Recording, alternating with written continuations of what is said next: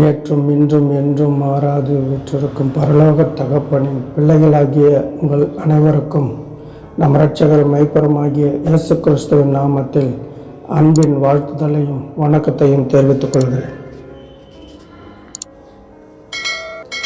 இன்றைக்கு நாம் தியானிக்க தெரிந்து கொள்ளப்பட்ட வேத வாக்கியம் எபேசியருக்கு எழுதின நிருபம் 4ஆம் அதிகாரம் வசனம் 32. கிறிஸ்துவுக்குள் தேவன் உங்களுக்கு மன்னித்தது போல நீங்களும் ஒருவருக்கொருவர் மன்னியுங்கள்.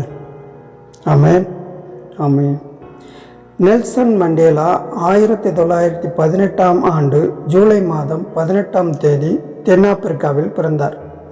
அவர் வளர்ந்து வாலிபனான போது அவர்களது நாட்டை ஆண்டு கொண்டிருந்த வெள்ளையர்களுக்கு எதிராக போராட்டங்கள் நடத்தினார். வெள்ளைக்காரர்கள் ஆட்சி செய்து மாத்திரமல்ல, கருப்பினத்தவர்களின் உரிமைகளை பறித்து சட்டங்கள் இயற்றி 1948 முதல் 1994 வரை பல விதங்களில் கருப்பினத்தவரை ஒடுக்கினார்கள். இந்த வேறுபாட்டை ஒழிக்க வேண்டுமென்று போராடிய நெல்சன் மண்டேலா பல முறை சிறைச்சாலையில் அடைக்கப்பட்டார். கடைசியாக 1962ஆம் ஆண்டு வரை 62ஆம் ஆண்டு அவரை கைது செய்து 1990ஆம் ஆண்டு தான் விடுவிக்கப்பட்டார். தொடர்ந்து 28 ஆண்டுகள் சிறையில் வாடினார்.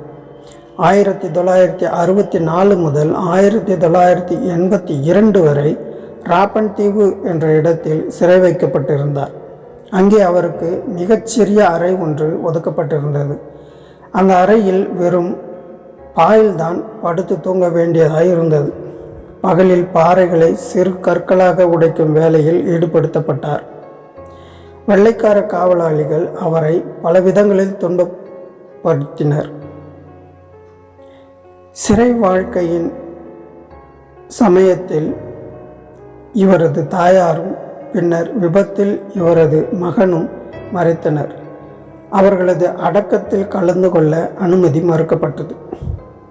இவரது விடுதலைக்காக பல உலக தலைவர்கள் முயற்சி செய்தனர். கடைசியில் 1990ஆம் ஆண்டு பிப்ரவரி மாதம் 11ஆம் தேதி சிறைச்சாலையிலிருந்து விடுவிக்கப்பட்டார்.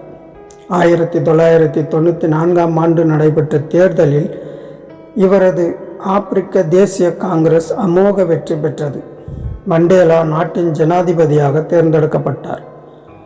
ஆட்சி கையில் கிடைத்தவுடன் தன்னை சிறையில் கொடுமைப்படுத்தினவர்களை அவர் தண்டித்திருக்கலாம். ஆனால் அவர் வெள்ளைக்காரர்களை வெறுப்பதற்கு பதில் அவர்களை ஆட்சியில் சேர்க்கவும் அவர்களை பாதுகாக்கவும் உறுதியளித்தார். இனவெறி தலைவர்களுடன் ஒப்புரவாக வேண்டும் என்று நினைத்தார். அப்பொழுது அவர் சமாதானத்தடைய தைரியம் உள்ளவர்கள் மன்னிப்பதற்கு பயப்படுவதில்லை என்றார்.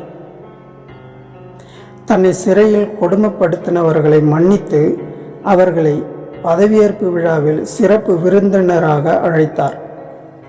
அவரது மன்னிக்கும் தன்மையால் லட்சக்கணக்கான வெள்ளைக்காரர்கள் மற்றும் உலகத்தினரின் மனதிலும் இடம் பிடித்தார். சில வேளைகளில் நமக்கு விரோதமாக சிறிய காரியத்தை செய்தவர்களை மன்னிப்பதே நமக்கு பெரிய காரியமாய் இருக்கிறது. ஏன் நான் மன்னிக்க மாட்டேன் என்று நினைக்கிறோம். ஆனால் தன்னை துன்பப்படுத்தி ஏறக்குறைய 30 ஆண்டுகள் தன்னை கொடுமைப்படுத்தினவர்களை ஒரு நிபந்தனையும் இன்றி மன்னித்தாரே. அங்கு அவர் கிறிஸ்துவின் மாதிரியை வெளிப்படுத்தினார். அல்லேலூயா. நம்முடைய பகைவர்களையும் நம்மை துன்பப்படுத்தியவர்களையும் நமக்கு தீங்கு செய்பவர்களையும் மன்னிப்பது மிகவும் கடினமாக உள்ளது. நம்முடைய தவறுகளையும் பாவங்களையும் இயேசு கிறிஸ்து மன்னித்தது போல நாமும் மன்னிக்க வேண்டும் என்று தேவன் விரும்புகிறார். நாம் கிறிஸ்துவுக்குள் தைரியமானவர்கள் என்றால் சமாதானத்தை முன்னிட்டு மன்னிக்க பயப்படக்கூடாது. மன்னிப்போம், சமாதானத்துடன் வாழ்வோம். கர்த்தர் நம் ஒருவரையும் ஆசீர்வதித்து வழிநடத்துவாராக. ஆமென், அல்லேலூயா. நாம் ஜெபிக்கலாம்.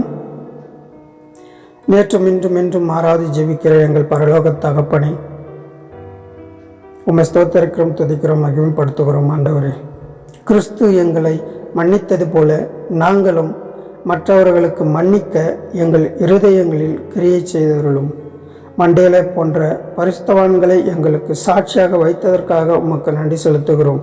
மற்றவர்களுக்கு மன்னித்து சமாதானமாக வாழ எங்களுக்கு கிருபை செய்தவர்களும் எங்கள் இரட்சகர் மெய்ப்பெருமாகிய இயேசு கிறிஸ்துவின் நாமத்தில் ஜெபிக்கிறோம் ஜீவனுள்ள நல்ல பிதாவே. ஆமென். ஆமென். God bless you all.